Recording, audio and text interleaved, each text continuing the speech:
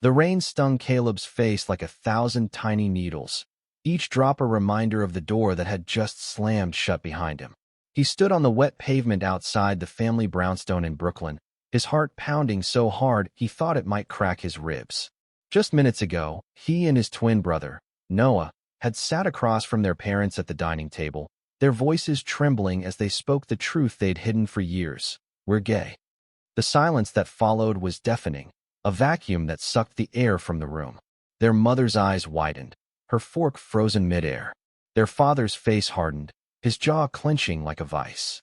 Caleb had braced himself for anything: anger, disappointment, maybe even tears, but he hadn't expected the stark divide that came next. Noah, his mirror image, his confidant, his other half, got a hug from their mother, her arms wrapping around him like a lifeline. Caleb got a pointed finger and a barked order from their father: "Get out. Now." He stumbled into the storm, his sneakers soaking through as he clutched his jacket tighter. The city lights blurred through the rain, and Caleb's mind spun with questions. Why Noah? Why not me? They were twins, identical in every way. Same dark hair, same warm brown eyes, same nervous laugh when they were scared. They'd come out together, their words rehearsed in whispers late at night, promising each other they'd face whatever came as a team. But now, Caleb was alone, the cold seeping into his bones as he wandered toward Prospect Park, the only place he could think to go. Caleb's phone buzzed in his pocket, and he fumbled to pull it out, hoping it was Noah. Instead, it was Ethan, his boyfriend, the one person who made his heart feel like it could hold the whole world. "Where are you? You okay?" The text read. Caleb's fingers hovered over the screen, but he couldn't type. "How do you explain that your family just fractured, that the brother you shared a womb with was chosen over you?" He shoved the phone back into his pocket and kept walking, the rain masking the tears that burned his cheeks. Prospect Park was quiet, the storm keeping most people indoors. Caleb found a bench under a gnarled oak tree, its branches offering little shelter. He sat, shivering, replaying the scene in his head. Noah had always been the good twin, the one who charmed teachers, aced exams, and never forgot Mother's Day. Caleb was the dreamer, the artist, the one who'd rather sketch the skyline than study for finals. Maybe that's why their father's eyes had softened for Noah, why their mother's hug had gone to him. But it didn't make the rejection sting any less. He thought back to the night he and Noah decided to come out. They were 24, living at home to save money while Noah finished his law degree and Caleb worked freelance graphic design. They'd sat cross-legged on Caleb's bed, the room lit only by a string of fairy lights. "We do it together," Noah had said, his voice steady despite the fear in his eyes. "No matter what, we're in this as a team." Caleb had nodded, believing it. They'd always been a team, through their parents' fights, through high school bullies, through the secret crushes they'd confessed only to each other. But tonight, that promise felt like a lie. His phone buzzed again, and this time it was Noah. "Caleb, I'm so sorry. I tried to stop him. Where are you?" Caleb stared at the screen, his thumb hovering over the reply button. Part of him wanted to scream, to demand why Noah didn't fight harder, why he let their father shove Caleb out into the rain. But another part of him, the part that still loved his twin more than anything, couldn't bear to push him away too. He typed, "Prospect Park. I'm fine," and hit send before he could overthink it. The truth was, he wasn't fine. He was terrified. He had no job that paid enough to cover rent, no savings, no plan. All he had was Ethan, who'd been his anchor since they met at an art gallery opening 6 months ago. Ethan, with his easy smile and sharp wit, had seen one of Caleb's sketches on display and struck up a conversation that lasted hours. They'd been inseparable since, stealing kisses in coffee shops, holding hands under the table at dive bars, dreaming of a future where they didn't have to hide. But now, with no home and no family, that future felt like a cruel fantasy. Footsteps splashed through puddles, pulling Caleb from his thoughts. He looked up to see Ethan, his blonde hair plastered to his forehead, his gray sweater dark with rain. "Caleb," Ethan said, his voice soft but urgent. He dropped to his knees in front of the bench, taking Caleb's cold hands in his. "Why didn't you call me sooner? You're freezing." Caleb tried to speak, but his throat tightened. Ethan didn't wait for an answer. He pulled Caleb into his arms, his warmth cutting through the chill. For the first time that night, Caleb felt like he could breathe. "You're not alone," Ethan whispered, his lips brushing Caleb's ear. You've got me. We'll figure this out. They sat there, rain soaking them both, as Caleb let himself lean into Ethan's strength.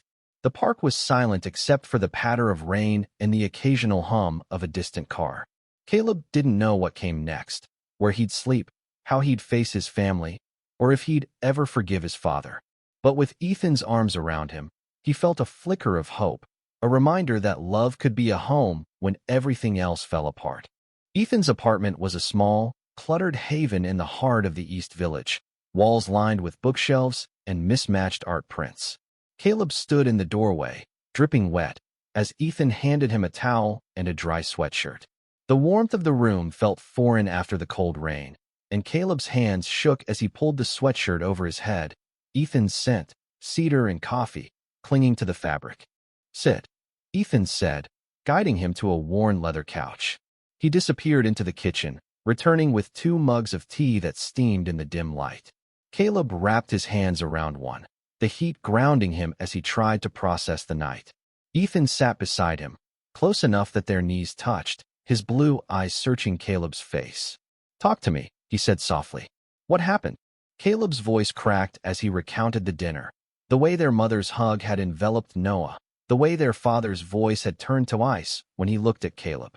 He didn't even hesitate, Caleb said, staring into his tea. It was like I was nothing to him, like I've always been nothing. Ethan's hand found his, fingers interlocking. You're not nothing. Not to me, not to Noah, not to anyone who matters. His voice was steady, a lifeline in the storm of Caleb's thoughts. But doubt not at him. Why had Noah been accepted while he was cast out? Was it because Noah was the better twin, the one who fit their parents' expectations? Or was it something deeper, something Caleb couldn't name? His phone buzzed on the coffee table, Noah's name lighting up the screen again. Caleb ignored it, the hurt too raw. Ethan noticed, but didn't push. Instead, he stood, pulling Caleb to his feet. You need rest. We'll deal with this tomorrow. He led Caleb to his bedroom, a cozy space with a quilt-covered bed and a window overlooking the city's glow. Caleb hesitated, but Ethan's gentle nudge urged him to lie down. Ethan climbed in beside him, wrapping an arm around Caleb's waist, their bodies fitting together like pieces of a puzzle. Sleep came in fragments, haunted by flashes of his father's anger and Noah's tear-streaked face as Caleb was pushed out the door. When he woke, sunlight streamed through the window, and Ethan was already up, brewing coffee. The normalcy of it. Ethan humming softly, the clink of a spoon against a mug, felt like a balm. Caleb joined him in the kitchen, and for a moment, they were just 2 guys starting their day, not a refugee and his rescuer. But reality crept back in. Caleb had no clothes, no money, no plan. I can't stay here forever, he said, his voice low. Ethan turned, leaning against the counter, his expression serious. You're not a burden, Caleb. We'll figure out a place for you. But for now, this is your home. The words hit harder than Caleb expected, stirring a warmth he hadn't felt since the night began. They spent the morning talking about Caleb's art, Ethan's job as a music teacher, their dreams of traveling together. It was a distraction, but a needed one. Around noon, Noah called again, and this time Caleb answered, his heart pounding. Caleb, please. Noah's voice was thick with guilt. I didn't know Dad would do that. I tried to stop him, I swear. Then why didn't you? Caleb snapped, the words spilling out before he could stop them. You got a hug, Noah. I got nothing. Silence stretched between them, heavy and painful. Noah finally spoke, his voice barely a whisper. I'm coming to you. Tell me where you are. Caleb gave him Ethan's address, though part of him dreaded the meeting. When Noah arrived, he looked as wrecked as Caleb felt, his eyes red, his usually neat hair disheveled. They sat in Ethan's living room, the tension thick enough to choke on. I didn't ask for this, Noah said, his hands twisting in his lap. I didn't want Dad to choose me. Then why did he? Caleb's voice broke, the question hanging between them like a blade. Noah shook his head, tears spilling over. I don't know. He's always been harder on you. Maybe because you're you. You're fearless, Caleb. You've always been yourself, no matter what. I think he resents that. The words landed like a punch. Caleb had spent years feeling like the lesser twin, the one who didn't measure up. To hear Noah frame it differently, that his authenticity was a threat, shifted something inside him. but it didn't erase the pain. "I'm sorry," Noah said, reaching for Caleb's hand. "I'm not giving up on us. We're still a team." Caleb pulled his hand away, not ready to forgive. "I need time," he said, his voice steady despite the ache in his chest. Noah nodded, his face crumpling, and left without another word. Ethan, who'd been quietly observing, pulled Caleb into a hug. "You're stronger than you know," he whispered. That afternoon, Caleb started sketching, his pencil moving across a borrowed notebook. It was a portrait of him and Noah as kids, laughing under a tree. The act of drawing grounded him, a reminder that he still had something to hold on to: his art, his love, himself. But the question lingered. Could he rebuild a life when his foundation had been ripped away? Days turned into weeks, and Caleb settled into a fragile routine at Ethan's apartment. He took over the couch, his sketchbooks piling up on the coffee table, each page filled with raw, emotional drawings, cityscapes jagged with heartbreak, portraits of Ethan glowing with quiet strength. Ethan never complained, even when Caleb's mess spread across the small space. Instead, he'd leave sticky notes on the fridge: "You're enough," or "Made extra coffee for my favorite artist." But the weight of displacement lingered. Caleb felt like a guest in his own life, his belongings still at the brownstone he couldn't bring himself to return to.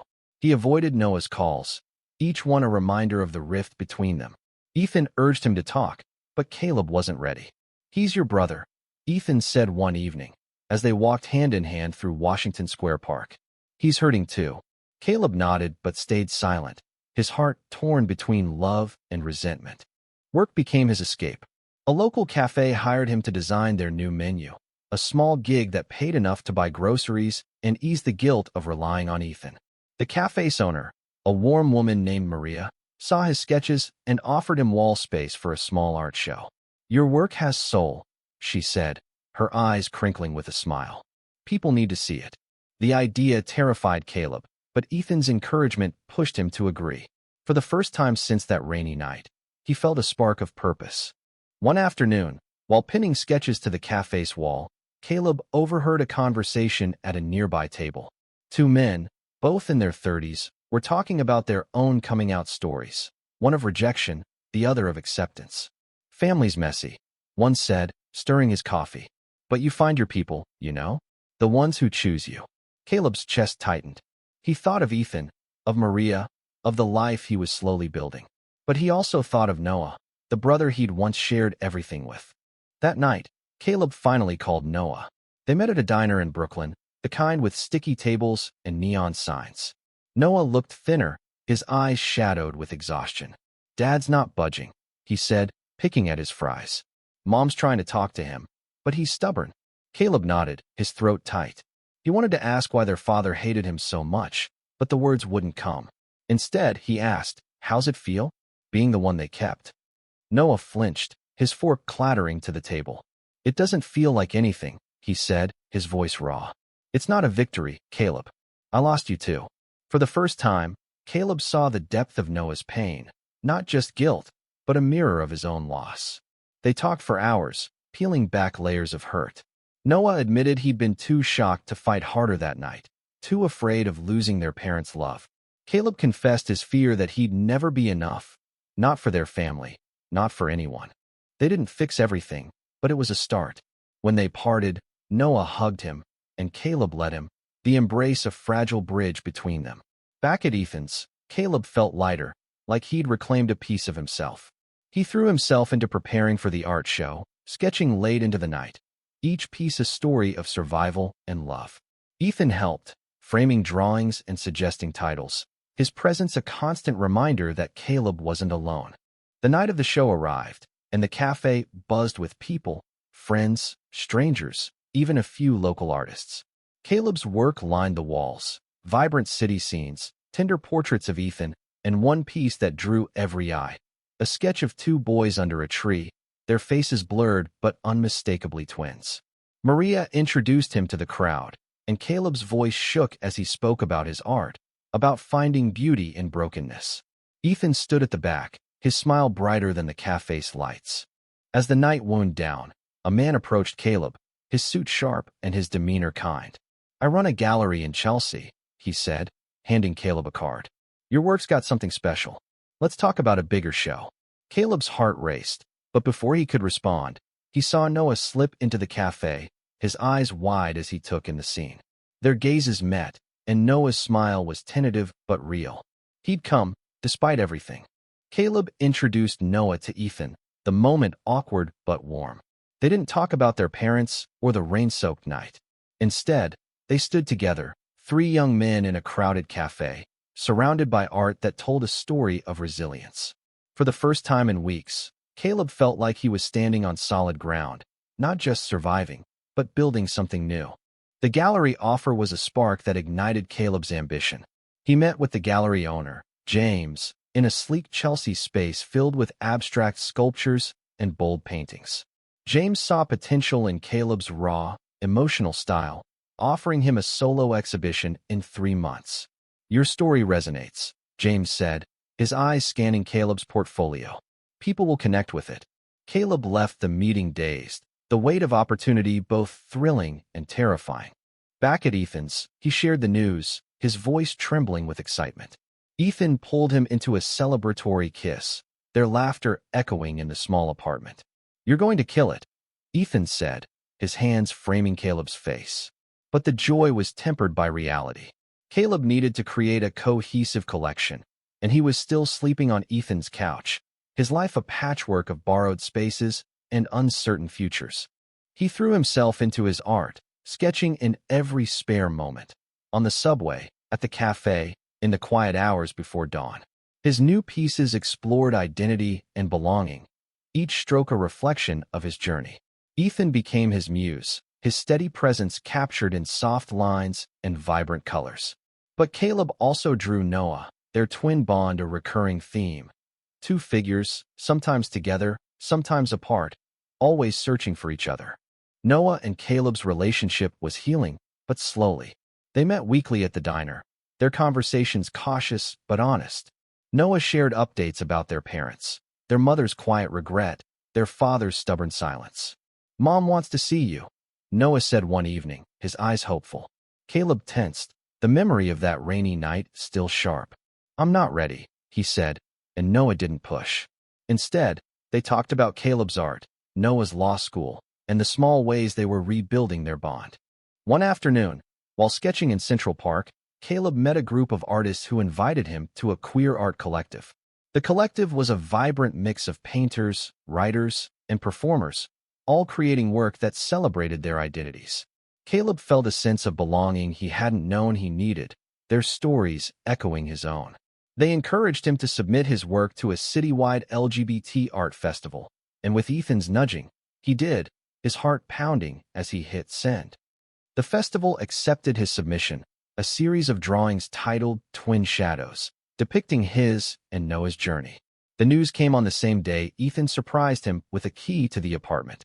"It's time you stopped feeling like a guest," Ethan said, his voice soft but firm. Caleb's eyes stung as he took the key, the weight of it heavier than metal. He pulled Ethan close, their kiss a promise of something permanent. But the past wasn't done with him. One evening, as Caleb worked on a new piece, his mother called. Her voice was tentative, almost fragile. "Caleb, I'm sorry," she said, the words breaking. "I should have stopped him. I want you to come home." Caleb's chest tightened, a mix of longing and anger. He wanted to believe her, but the memory of his father's rejection loomed large. "I need time," he told her, echoing his words to Noah. She didn't argue, but her quiet sobs stayed with him long after the call ended. The art festival was a whirlwind. Caleb's work hung alongside pieces from artists across the city, each telling stories of love, loss, and resilience. He stood by his display, nervous but proud, as strangers and friends alike admired his drawings. Noah was there, his presence a quiet support. Ethan, too, never left his side, his hand a steady anchor. When a local critic wrote a glowing review, calling Caleb's work a raw, unflinching exploration of family and identity, he felt a surge of validation. He was more than the twin who'd been kicked out. He was an artist, a partner, a survivor. But the high was short-lived. A week later, Noah called, his voice urgent. "Dad's sick," he said. "Heart attack. He's in the hospital." Caleb froze, his pencil slipping from his hand. The man who'd thrown him out, who'd chosen Noah over him, was now vulnerable, human. Part of Caleb wanted to ignore it, to let his father face his pain alone. But another part, the part that still remembered his father teaching him to ride a bike, cheering at his little league games, couldn't let go. He went to the hospital with Noah, Ethan by his side. Their father looked small in the hospital bed, his face pale under the fluorescent lights. He didn't speak when he saw Caleb, but his eyes softened, just for a moment. It wasn't forgiveness, not yet, but it was something. Caleb didn't know if he was ready to forgive either, but he stayed, holding Ethan's hand, standing beside Noah, a family fractured but not entirely broken. The hospital became a strange limbo, a place where time slowed and emotions tangled. Caleb visited daily, sitting quietly with Noah as their father recovered. Their mother was there too, her eyes red from crying, her hands fidgeting with a tissue. She tried to talk to Caleb, small apologies woven into questions about his art, his life. He answered politely, but the distance remained, a wall he wasn't ready to dismantle. Ethan was his rock, bringing coffee to the hospital, listening when Caleb needed to vent. One night, as they lay in bed, Caleb traced the lines of Ethan's face, memorizing the curve of his jaw. "I don't know how to feel about my dad," he admitted. Ethan kissed his forehead, his voice soft. "You don't have to figure it out now. Just let yourself feel." Caleb nodded, grateful for the permission to be messy, to be human. His art became a refuge again. The Chelsea Gallery show was approaching, and Caleb poured his confusion into his work. Canvases filled with fragmented figures, twins split by shadow, hands reaching but never touching. He titled the collection, Rain and Reunion, a nod to the night that broke him and the slow, painful steps toward healing. Ethan helped him set up the gallery, hanging each piece with care, his pride in Caleb palpable.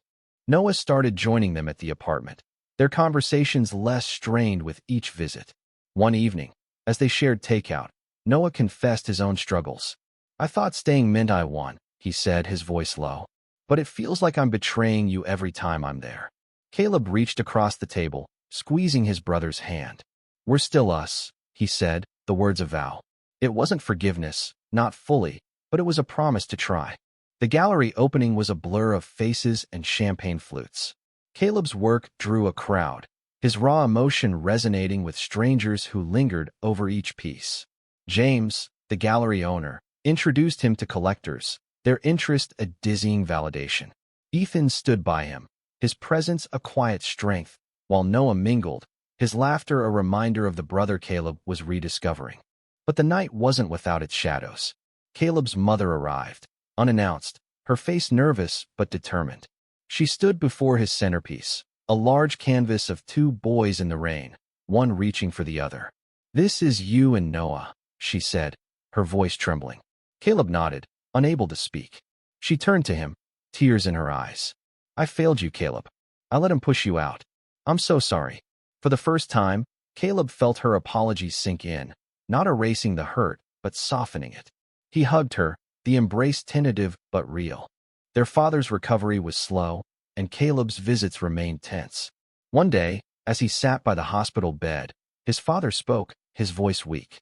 "I was wrong," he said, his eyes avoiding Caleb's. "I didn't know how to handle it." It wasn't a full apology, but it was a crack in the wall between them.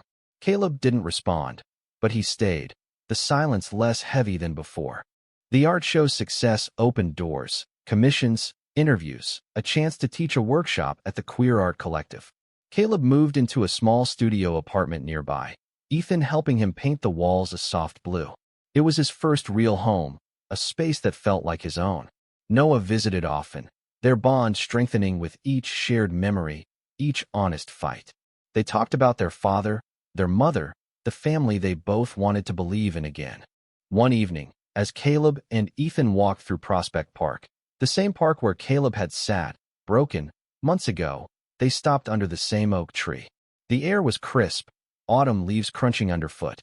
Ethan pulled Caleb close, their lips meeting in a kiss that felt like a promise kept. "I'm proud of you," Ethan said, his eyes shining. Caleb smiled, the weight of the past lighter in that moment. He thought of Noah, of their mother's tears, of his father's faltering words. He thought of the art that had carried him through, the love that had held him up. Caleb didn't have all the answers. Forgiveness was still a work in progress, and some wounds might never fully heal. But as he stood with Ethan, the city alive around them, he knew he was building a life worth living, one brushstroke at a time. Winter settled over New York, blanketing the city in a quiet hush. Caleb's life had found a rhythm. His studio apartment filled with sketches, Ethan's laughter, and the occasional visit from Noah. The gallery show had launched him into a small but growing spotlight, with commissions coming in faster than he could keep up. He was no longer just the twin who'd been kicked out. He was Caleb, the artist, the partner, the man carving his own path. His relationship with Noah was stronger, though not without scars. They met regularly, sometimes at the diner, sometimes at Caleb's new place. One snowy afternoon, Noah brought a box of Caleb's old things from the brownstone. Sketchbooks, a favorite jacket, a photo of them as kids. "Mom thought you'd want these," Noah said, his voice soft. Caleb sifted through the box, each item a tether to a past he was still learning to reclaim. "Thanks," he said, meeting Noah's eyes. They didn't need to say more. The gesture was enough. Their mother visited too, her apologies evolving into efforts to understand. She asked about Caleb's art, about Ethan, about the life he was building. One evening, she brought a homemade pie, her hands nervous as she set it on Caleb's table. "I want to be part of this," she said, gesturing to the apartment to him.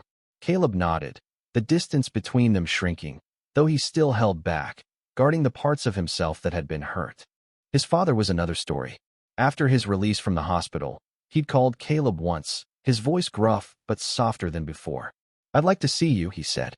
Caleb agreed, but only with Ethan and Noah there, a buffer against the pain of the past. They met at a quiet cafe, the air thick with unspoken words. His father didn't apologize again, but he listened as Caleb talked about his art, his life. It was a start, fragile but real, and Caleb left feeling lighter, though not fully healed. Ethan remained his anchor, their love deepening with each shared moment. They dreamed of bigger things, a trip to Paris, a shared studio, a life where they could be unapologetically themselves. One night, as they cooked dinner together, Ethan proposed, not with a ring, but with a quiet question. "Will you build a life with me?" Caleb's yes was immediate, sealed with a kiss that tasted like home. The year ended with a community event at the Collective, a celebration of queer art and resilience. Caleb's work was featured alongside Alex's and others. Noah came, bringing their mother, and for the first time, Caleb felt like they were a family again, not perfect, but trying. His father didn't come, but he sent a card, his handwriting shaky. "Proud of you." It wasn't enough, not yet, but it was a step.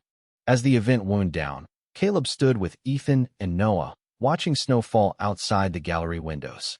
He thought of that rainy night, the bench in Prospect Park, the moment he thought he'd lost everything. But here he was, surrounded by love, art, and a family he was slowly rebuilding. The pain of being kicked out would always be part of him, but so would the strength it had forged. He turned to Noah, their eyes meeting, a silent understanding passing between them. They were twins, bound by more than blood, by shared secrets, shared fights, shared dreams. Caleb reached for Ethan's hand, then Noah's, the three of them standing together as the city glowed beyond the glass. The rain had stopped long ago, and in its place was something new, a life not just survived, but lived. The journey wasn't over. Forgiveness would take time, and some wounds might never fully close. But Caleb knew one thing. He was enough. For Ethan, for Noah, for himself. And in that truth, he found a meaning deeper than any ending, a story of love, resilience, and the courage to keep going, no matter what.